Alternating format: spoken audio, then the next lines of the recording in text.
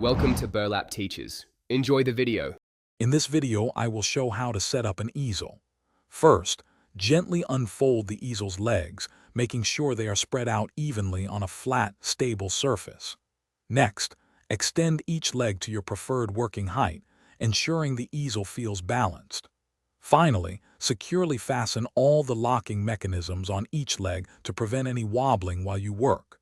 This foundational step is crucial for a steady creative session. Now, let's fine-tune your setup. Adjust the canvas tray to a height that feels most comfortable for you, whether you prefer to sit or stand. Then, tilt the easel itself forward or backward to achieve the perfect angle for your artwork, reducing glare and improving visibility. Remember to tighten all adjustment knobs firmly once you've found your ideal position to ensure everything stays put. With your easel stable and adjusted, it's time to secure your artwork. Carefully place your canvas, board, or pad onto the lower canvas tray. Next, lower the top canvas clamp until it firmly holds your artwork in place, preventing any movement.